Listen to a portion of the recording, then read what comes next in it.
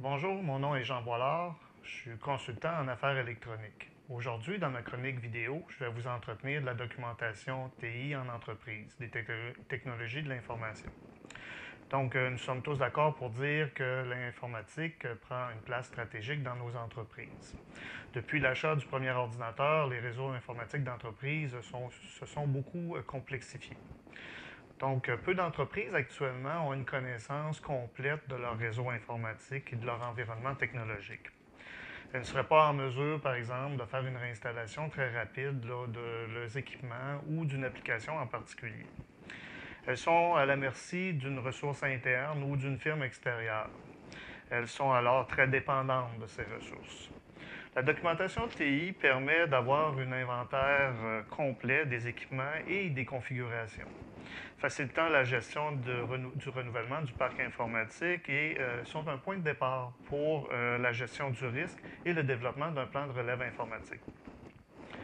Une documentation TI d'entreprise coûte entre 1 000 et 5 000 $, tout dépendant de la complexité de l'environnement informatique et de l'ampleur du réseau. Qu'est-ce qu'on retrouve dans une documentation TI? On trouve 5 grands éléments. Donc, il y a tout d'abord toute l'information sur le réseau, c'est-à-dire les configurations de WAN, de LAN au niveau des adresses IP, le VPN, les clés SSL, les clés de sécurité, les passerelles, les access points, toutes les configurations autour de l'Internet et des liens réseau. Vient par la suite les serveurs, stations de travail, imprimantes, qui représentent en fait le hardware. Donc, on doit avoir en main les garanties, les contrats de service et les différentes configurations d'installation. Après ça, on a les applications et on trouve les différents services, partage de répertoires de fichiers, d'imprimantes, les sécurités, les domaines name qu'on appelle, toutes les ERP, CRM, CAO, les différentes applications de l'entreprise, les antivirus, les courriels. Qu'est-ce qu'on doit garder, en fait? C'est les licences, les dates de renouvellement, les configurations, les user passwords. C'est sûr que ces éléments-là sont très stratégiques et sont très sensibles, doivent être déposés dans un fichier qui va être crypté et protégé par un mot de passe. Et je suggère fortement de le déposer ailleurs que sur le réseau informatique de l'entreprise.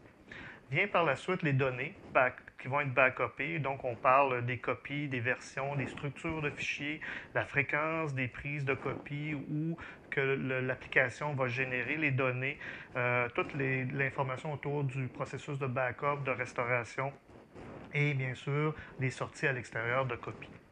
Et nous terminons la documentation avec les éléments concernant les ressources humaines, c'est-à-dire les contacts, les entreprises qui offrent un support ou tout simplement les numéros d'urgence qui vont être nécessaires.